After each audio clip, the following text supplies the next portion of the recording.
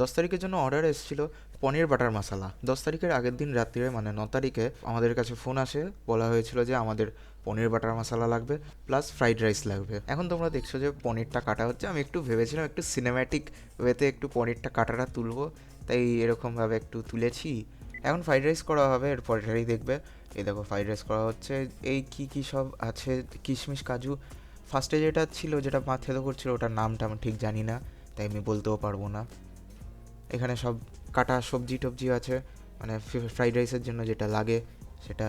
ঘি দেওয়া আছে, ঘি পুরো জমে গিয়েছিলো এখানে। গ্যাসের সাথে একটুখানি ঠেকিয়ে রাখা হলো, তারপরে হালকা হালকা করে এবার দেখো একটুখানি হালকা করে গলতে শুরু করছে। ওই দেখো বেরোচ্ছে ঘিয়ের। এইবার মা ঝাঁকিয়ে ঝাঁকিয়ে ওটাকে ফেলে দিল। এইবার থেকে শুরু হলো মেন জিনিসগুলো আসা। এবার লবঙ্গ দিল, এবার কাজু কিশমিশ পড়বে, এরপর তার ওপর ওই যা যা কাটা ইয়েগুলো আছে, সবজি টবজি, ওগুলো সব পড়ে যাবে।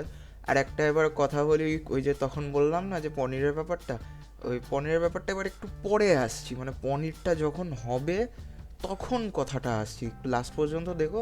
এবার মোটামুটি সব কিছু নুন চিনি দেওয়া হচ্ছে, তারপরে নাড়ানো টাড়ানো হবে। একটু কড়াইশুঁটি দেওয়া হলো, কারণ শীতকাল যেহেতু, ভেজ ফ্রাইড রাইস তো কড়াইশুঁটি একটু দিয়েই দেওয়া উচিত, তার জন্যই দিয়ে দিল।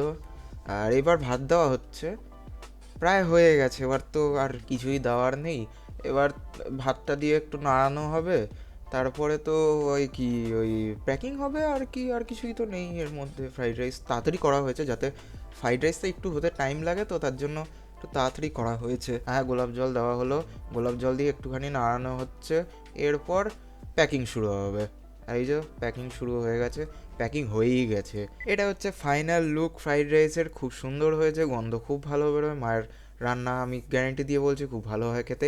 এবার হচ্ছে পনির। এবার পনিরের কথাটাও বলি, ফার্স্টে কি বলেছিলাম, যে তাদের পনির বাটার মশলা আর লাগবে না, তাদের দরকার পনির দিয়ে মাটার, মানে ওই মাটার পনির যেটাকে বলে। আর আমাদের মেনু লিস্টেও যেটা আছে সেটাই।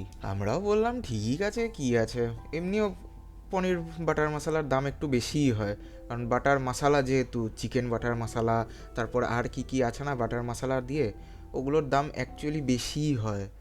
নর্মাল এই মাটার পনিরের মতো অত সস্তা হয় না, তার জন্য বোধহয় উনি বলেছেন যে লাগবে না, আমাদেরকে নর্মাল পনির দিয়ে দাও।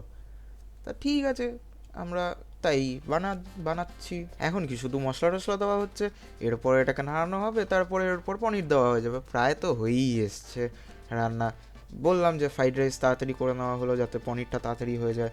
ফ্রাইড রাইস হতে অনেক টাইম লাগে, এটা পুরোটা ডেলিভারি করতে অনেক টাইম লেগে যেত, তাই জন্য ফ্রাইড রাইসটা আগে ভাগে করে নেওয়া হলো।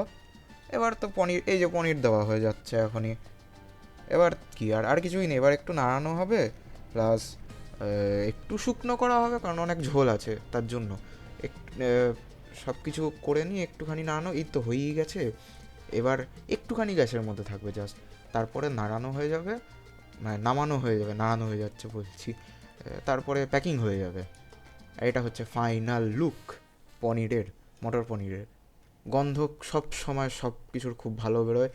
স্ক্রিনের মধ্যে নাম্বার দেওয়া থাকবে, তোমরাও এরকমভাবে অর্ডার দিতে পারো, যাতে আমি তোমাদের ওপর ভিডিও বানাতে পারি।